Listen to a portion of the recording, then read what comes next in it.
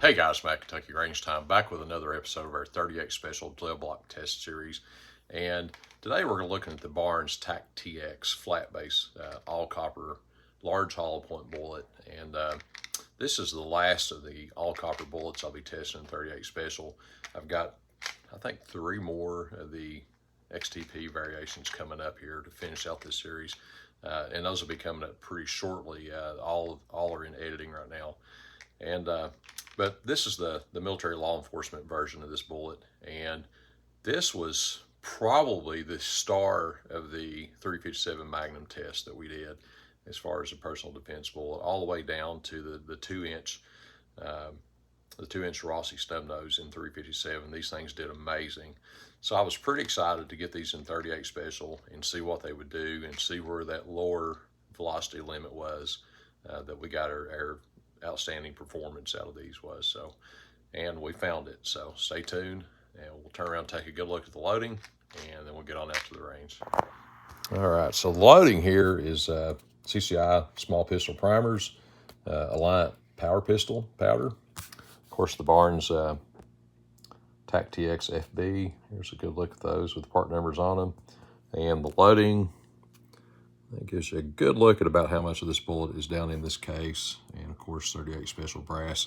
And let's see if I can get zoomed in here on this hollow point. So this is a pretty significant hollow point down in this bullet. So once it gets material down in there, if the velocity is anywhere close to being adequate for expansion, this thing just pops right open. So all right guys, let's get out to the range and see how this thing does in the gel. All right, guys, next up is the Barnes TAC-TX 125 grain all copper bullet. This bullet's got a very large hollow point on it. This bullet also did very well in the 357 Magnum with the 2-inch revolver. So really curious to see how it does with this lower power 38. And this bullet is designed for low velocity expansion. So this will be a very good test of this bullet, especially when we get down to the 2-inch Rossi.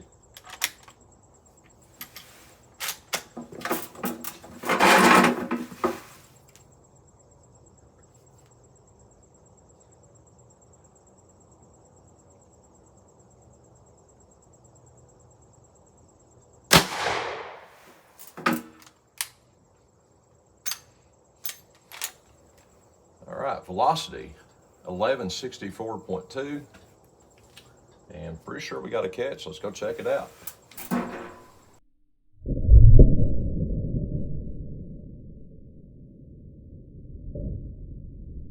All right, so wound track starting right here, and we get some pretty quick expansion out of this thing. Some nice action there by 1.5 inches, 2 inches in, that carries all the way down to about 6. Then it looks like we've got some rotating, tumbling going on.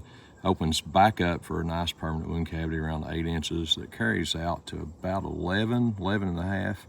And here is our bullet. Looks like we're at 14.25 inches of total penetration. And apparently we just got partial expansion out of this. Looks like a couple of the petals on one side did not open up. So, all right, guys, 14.25 inches with partial expansion. Let's go back and try that 6.5 inch Taurus and see how it does.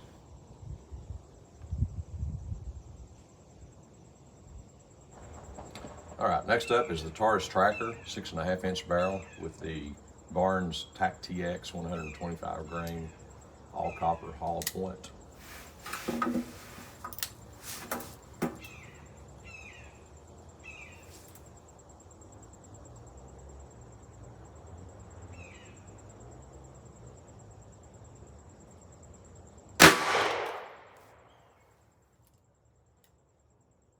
Velocity of 1163. Let's go see if we got the catch.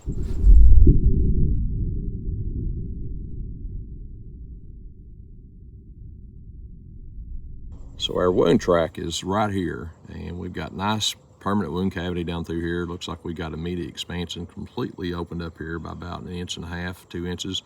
And we can see the spiral rotation as we move down through here. And right here, this bullet edges up, goes, it's actually a little bit through and behind the rifle bullet track. And we stopped right down here just short of where the rifle bullet is. Looks like we're sitting on about 13.5 inches of penetration. And it appears that we might have got good expansion on this bullet as well. So, all right guys, better expansion from the 6.5 inch tracker than we did from the 20 inch R92. Let's go back and try the GP100. All right, this is the Ruger 5-inch GP100 with the Barnes TAC-TX 125 grain all copper hollow point. And I'm gonna try to lay this one above the last two.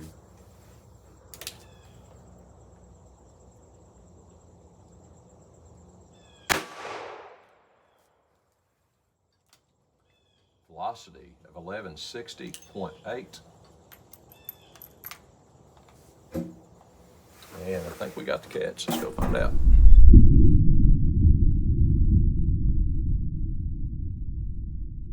Wound track starts right here, opens up nicely. Nice big permanent wound cavity down through here, and then we exit the block right at 13 inches. So let's go reshoot that one. All right, GP100 5-inch, shot number 2 with the Barnes TAC-TX 125 grain. And I'll see if I can keep this one in the block.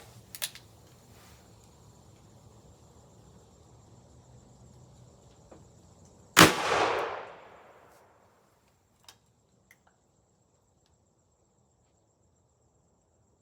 we did not pick up the velocity on that one. Let's go see if we got the catch.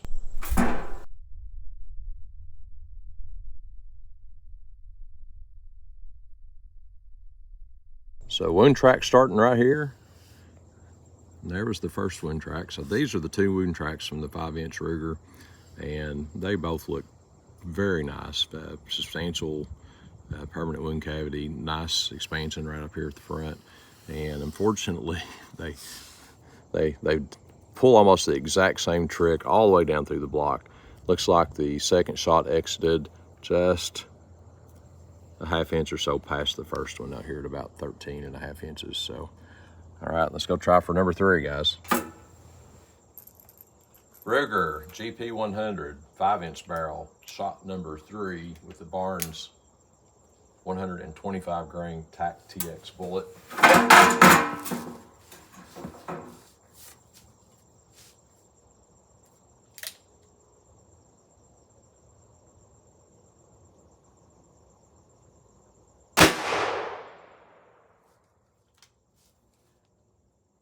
Did give velocity that time, 1225.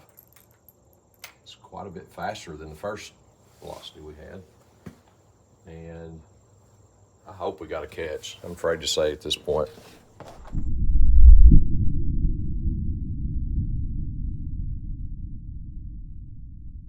All right, guys, so I intentionally took a high shot on this one to account for this thing angling down.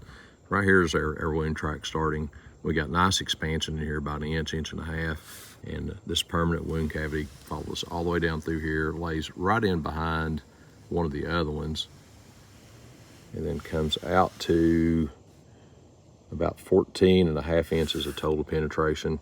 We do have complete, well, we have all the petals opened up on this one, it appears, but not completely. And some of those petals not completely opening up is probably what accounts for this thing steering crooked, turning, and, you know, angling and working its way through the gel block and not traveling in a straight line. So here's a top side view. Let's go back and see what the 3-inch Rossi can do with this bullet. All right, next up is the 3-inch Rossi RP63 with the Barnes TAC-TX 125 grain bullet. And I'm going to get over here beside the bench again and attempt to put this one on the left side of the gel block so we can get a better looking wound cavity off this one.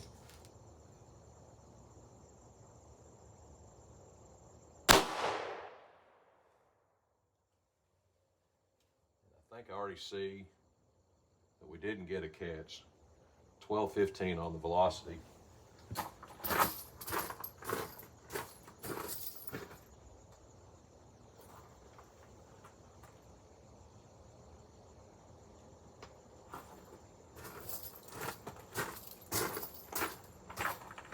I'll skim just barely across the top of the gel block. So let's go for shot 2.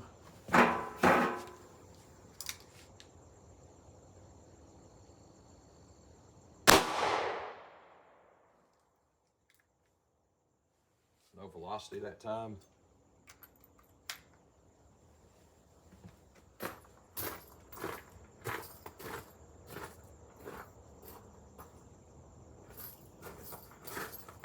Yep, we did get a catch.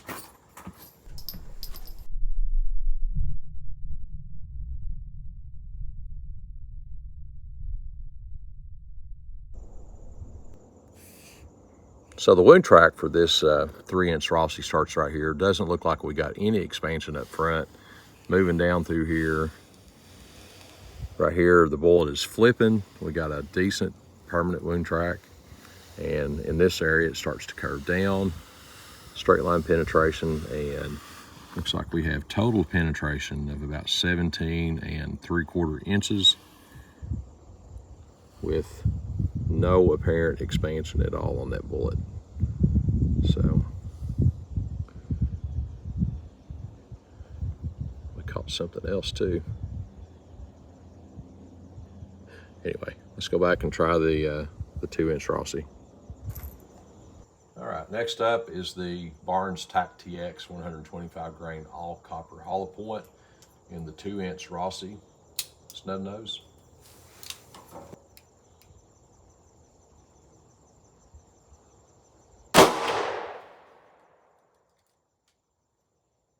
No velocity. Let's go see if we got a catch real quick.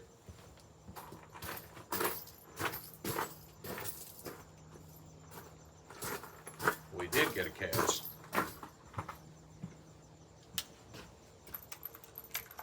So I'm going to go ahead and run another one of these into the backstop to try to catch the velocity on this.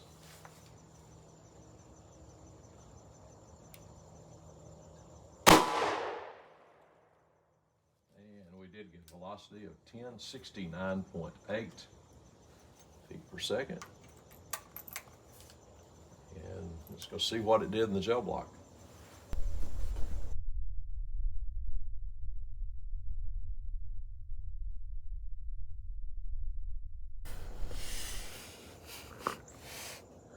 So wound track starting right here, we have no expansion, straight line penetration down, and appears this bullet starts flipping somewhere in that 6-inch neighborhood right in this area, which carries on down to around 10 with a decent permanent wound cavity.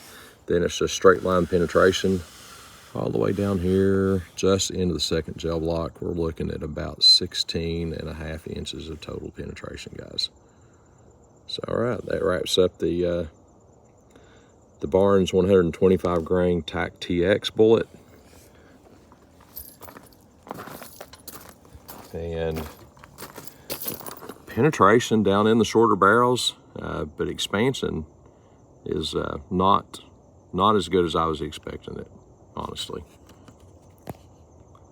Out of the 5-inch area barrels, not too bad, but I was really having higher hopes for the shorter barrels to get some expansion on those. So, all right. So here's a look at our finished results, and this is the 20-inch rifle, and we did not get complete expansion on this one, and I was actually surprised. I honestly think this is a fluke. I think if we'd shot more of these through the rifle, that this is probably not going to be the typical result. But it is what we got on the single shot.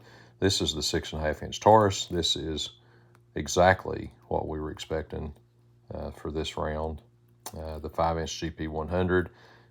Actually, I shot 3 different rounds of this. Temporary wound cavity was very nice and substantial with all 3 rounds. 2 of these exited out the side of the block.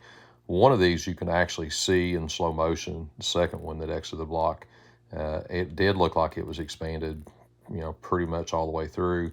I'm guessing though that we had similar expansion with all 3 shots, and this one wing over here that wasn't expanding quite as far probably was what was steering this bullet to the right and out of the gel block. The 3-inch and the 2-inch, absolutely no hint that either one of these were trying to open up, and we did get significant temporary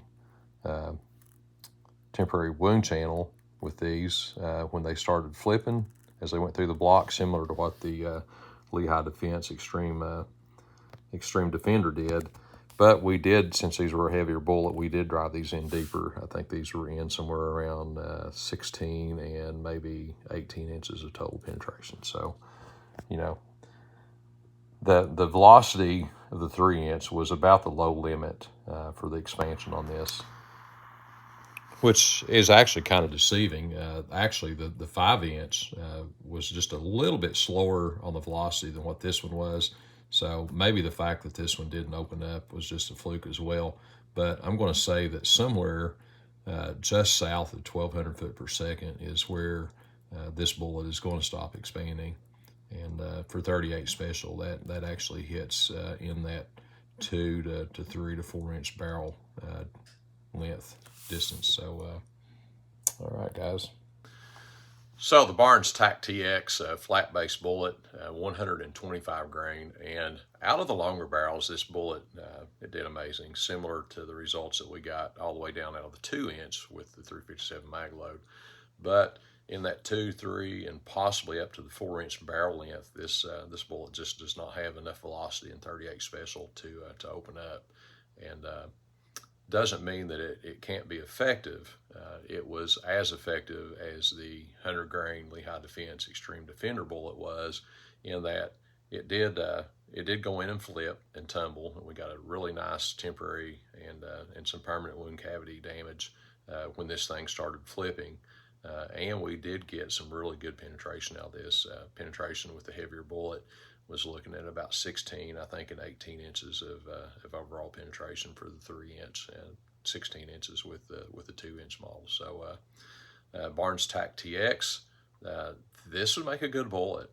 Definitely the 5-inch barrel pistol and longer, this bullet shines, even in 38 special. So, you know, the penetration was not huge. I think we were down around 14 inches. Take a quick look at my cheat sheet here. TAC-TX. We were at 14 with the rifle, 13.5 with the 6.5 inch, and 14.5 again with the 5-inch barrel. So 14.5 inches of penetration and pretty much total expansion on this out of the longer barrel 38 special. So, all right, guys, got any questions, leave them in the comments. Matt from Kentucky Range Time. I appreciate you guys watching. You guys are the reason I do this, and you guys are also the reason that my page is starting to take off and doing so well. And for that, I sincerely thank you guys. And we look forward to seeing you on the next one.